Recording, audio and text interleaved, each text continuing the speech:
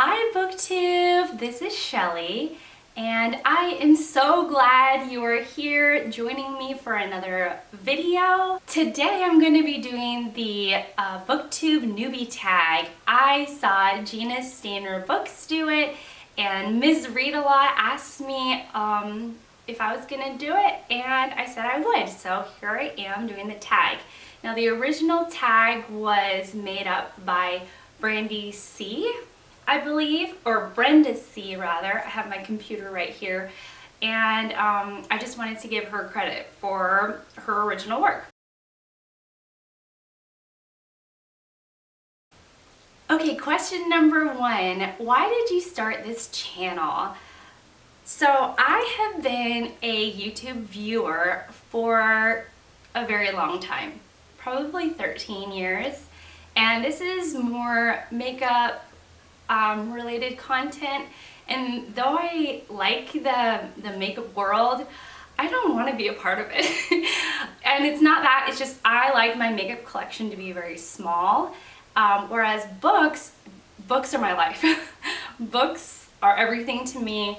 And so I started this channel because I thought it would be fun, I thought it would be interesting, and I was really excited to join a community that likes the same things as me, and one that I feel like I have something to say, and one that I am going to be participating in, so I'm really excited about that.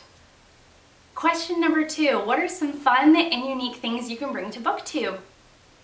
I like this question. I think that, like everyone on Booktube, I can bring my own unique perspective and taste and experiences to this community. That's one of the great things about Booktube, is that we're all different and yet we all like the same activity. And that diversity just really keeps things alive, and those different perspectives and opinions just really keep things going. And so I think that would be fun and unique. I'm also really interested in making videos. That's something that's drawn me in. I'm a very creative person, and so that's something else that I want to be able to work on and, you know, create a little hobby for myself. All right, question number three, what are you most excited for about this new channel?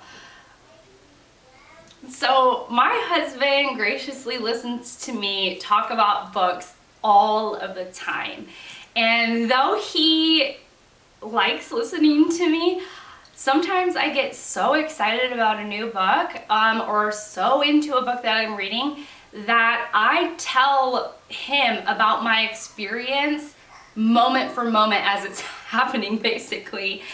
And I'm really excited to share that beyond that excitement, those experiences and those opinions, beyond my husband, kind of give him a break a little bit. Really what I'm most excited about is sharing my love for books and literature with other people who love the same thing as me. My husband loves books, but I really love books, and it's just a different kind of love. The next question is, why do you love reading? This is a mammoth of a question.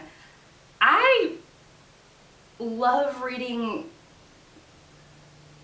for a lot of reasons. For a lot of reasons that everybody loves reading. I love reading to learn. I love reading to have an experience. I love reading to understand more about other people. I mean, reading is amazing. And so I love reading for all those reasons. But one of my favorite things I love about reading is the opportunity to walk into somebody else's shoes that I've never been in, and I probably won't ever be able to have the opportunity to be in. And so I love reading about other people's experiences and their journeys throughout life. So those are just some of the things that I love about reading. The next question is, what book or books got you into reading? I remember really loving Roald Dahl's Matilda, and I went on to read James and the Giant Peach and Charlie and the Chocolate Factory. I loved his books a lot. However, I do remember when I was about 10 or 11, my aunt gave us the first 3 books of the Harry Potter series, us as in my whole family, as a group gift. I have a lot of siblings, and so it was a group gift for us.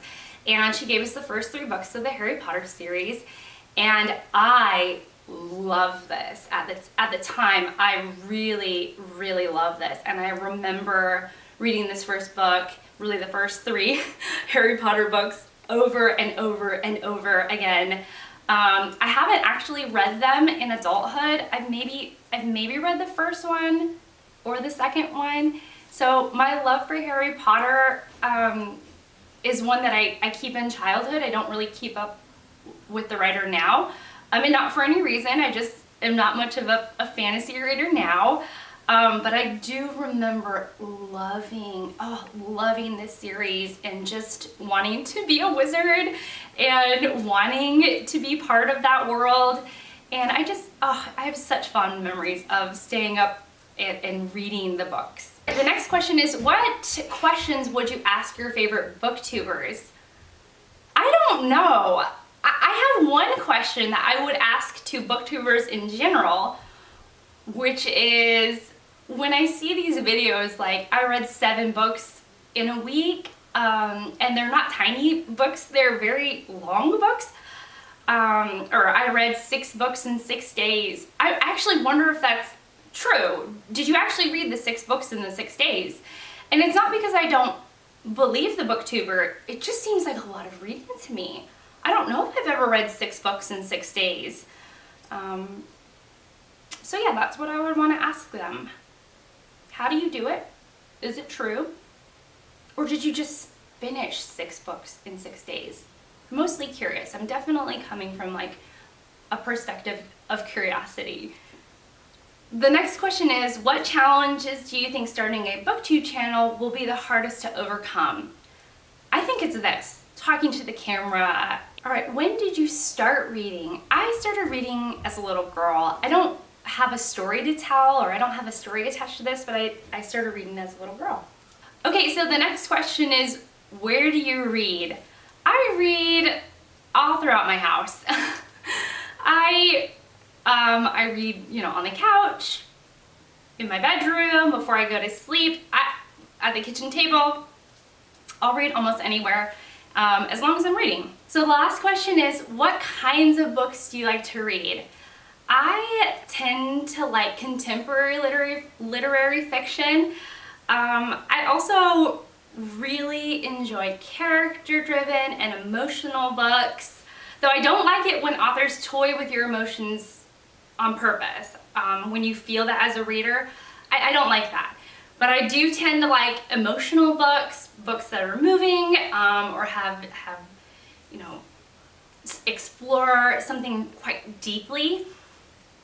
I also really have made a point in the last couple years to read very widely, and to read broadly and widely. So if I've noticed that I haven't picked up a poetry book in a really long time, I'll try and pick up a poetry book.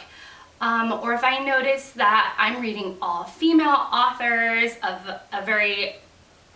the same background, I'll try an author that is maybe translated or that comes from a background that I wouldn't normally gravitate toward. It's just really important for me to mix it up. I also find that I'm a more engaged reader when I do that. So if I'm in a slump and I'm reading just the same sort of, popular fiction after popular fiction, and it's just, it's just got a rhythm to it, if I'm in a rut where I'm just reading the same thing over and over again, I will purposefully break that rut with a book that I've been wanting to read that is outside of whatever rut I've gotten myself into. So I just really, I like to think critically about what I'm reading and be open to a lot of different literature. But having said that, because of my relationship with reading, I don't push myself to read something I don't want to read. If I don't want to read it, I'm not going to read it.